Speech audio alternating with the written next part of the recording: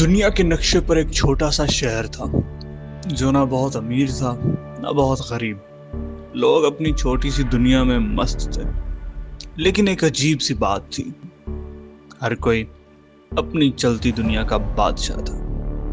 اس شہر میں علی نام کا ایک لڑکا رہتا تھا۔ علی بہت سپنے دیکھتا تھا، بڑے شہروں کے، اوورسیز کے، جاب کے اور ایسی لائف سٹائل کے جو انسٹاگرام پر بہت سارے لائک لے آئے۔ وہ اکثر شہر کے کونے میں بیٹھ کے سوچتا، یار یہ لوگ اتنے چھوٹے سپنے کیوں دیکھتے ہیں۔ ایک دن ایک عجیب مسافر شہر آیا۔ اس نے علی سے کہا، بیٹا اگر تم اپنا شہر چھوڑ دو گے تو تم کو دنیا کے نقشے پہ بہت کچھ مل سکتا ہے، لیکن ایک چیز کھو جائے گی۔ علی ہنس کے بولا، میں کچھ بھی کھو لوں، بس پیسہ اور نام مل جائے۔ مسافر نے اسے ایک پرانا کمپس دیا اور کہا، یہ تمہیں ہر جگہ لے جائے گا، بس واپس آنے کا راستہ تمہیں یاد رکھنا ہوگا۔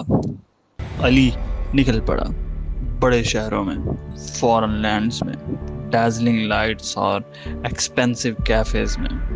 پیسہ بھی آیا، نام بھی آیا، لیکن ساتھ ہی ایک عجیب خالی پن بھی آیا۔ ایک دن اس نے اپنا کمپس دیکھا، واپس شہر کی طرف چل پڑا، لیکن جب پہنچا تو شہر نقشے سے غائب ہو چکا تھا۔ لوگ، گلیاں، بازار سب ایک یاد بن گئے تھے۔ اس وقت علی سمجھا، میں دنیا جیت کے اپنا گھر ہار گیا۔ دوستو، یہ ایک فرضی کہانی تھی۔ اس کا اخلاقی سبق یہ ہے کہ کبھی کبھی ہم اپنے سپنوں کا پیچھا کرتے کرتے اپنی اصل پہچان، اپنے لوگ اور اپنے روٹس کھو دیتے ہیں۔